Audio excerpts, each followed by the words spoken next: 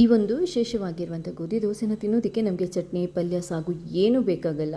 ತುಂಬ ಅಂತಂದರೆ ತುಂಬ ಸುಲಭವಾಗಿ ಮಾಡ್ಬೋದು. ಒಂದು 2 ಈರುಳ್ಳಿನ ಕ್ಲೀನಾಗಿ ಕಟ್ ಮಾಡ್ಕೊಂಡು ಇಟ್ಕೊಳ್ಳಿ.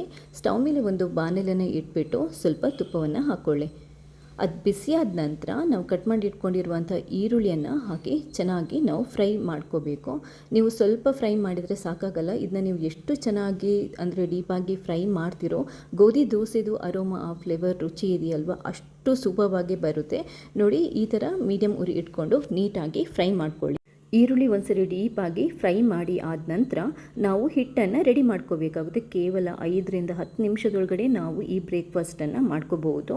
ಒಂದು 2 ಕಪ್ಪಷ್ಟು ಗೋಧಿ ಹಿಟ್ಟನ್ನು ಪಾತ್ರೆಗೆ ಹಾಕ್ಕೊಳ್ಳಿ. ರುಚಿಗೆ ಎಷ್ಟು ಬೇಕು ಅಷ್ಟು ಉಪ್ಪನ್ನು ಸೇರಿಸಿ, ಸ್ವಲ್ಪ ಕರಿಮೆಣಸಿನ ಪುಡಿ ಇರುತ್ತಲ್ವ, ಪೆಪ್ಪರ್ ಪೌಡರ್ ಅದು ಹಾಕ್ಕೊಳ್ಳಿ. ಒಂದು ಸ್ವಲ್ಪ ಜೀರಿಗೆನ ಹಾಕ್ಕೊಳ್ಳಿ. 2 ಹಸಿಮೆಣಸಿನ್ಕಾಯನ್ನು ಕಟ್ ಮಾಡ್ಕೊಂಡು ಹಾಕ್ಕೊಳ್ಳಿ. ಸ್ವಲ್ಪ ಕೊತ್ತಂಬರಿ ಸೊಪ್ಪನ್ನು ಹಾಕ್ಕೊಳ್ಳಿ. ಈಗ ಹಾಗೆಯೇ ಒಂದು ಸ್ವಲ್ಪ ಕಾಯಿ ತುರಿ ಬೇಕಾದರೂ ಹಾಕ್ಕೊಳ್ಳಿ. ರುಚಿ ತುಂಬ ಚೆನ್ನಾಗಿರುತ್ತೆ.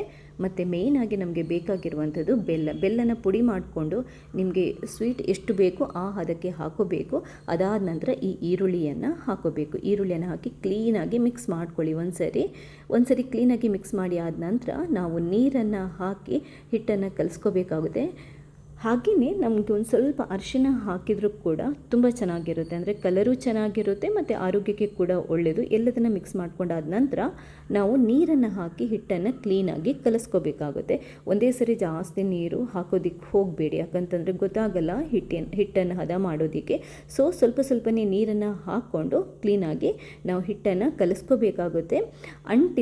ಅಂದರೆ ಗಂಟು ಇಲ್ಲದಾಗೆ ನೀವು ಹಿಟ್ಟನ್ನು ಕ್ಲೀನಾಗಿ ಕಲಿಸ್ಕೊಳ್ಳಿ.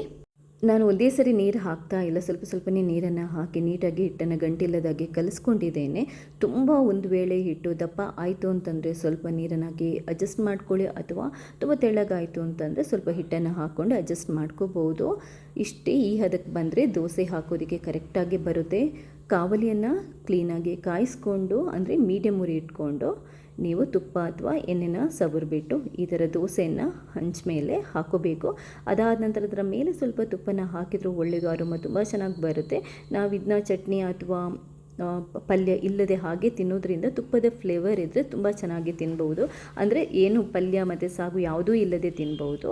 ಒಂದು ಸೈಡ್ ಕಾದಾದ ನಂತರ ಮುಚ್ಚಿಟ್ಟು ಕಾಯಿಸ್ಕೊಳ್ಳಿ. ಒಂದು ಸೈಡ್ ಕಾದಾದ ನಂತರ ಮಗುಚಿ ಹಾಕಿ ಮತ್ತೊಂದು ಸರಿ ನೀವು ಕ್ಲೀನಾಗಿ ಇದನ್ನ ಕಾಯಿಸ್ಕೋಬೇಕು. ನೋಡಿ, ಹೀಗೆ ಪರ್ಫೆಕ್ಟ್ ಆಗಿರುವಂಥ ತುಂಬಾ ರುಚಿಯಾಗಿರುವಂಥ ಈರುಳ್ಳಿಯ ಗೋಧಿ ದೋಸೆ ರೆಡಿಯಾಗಿದೆ.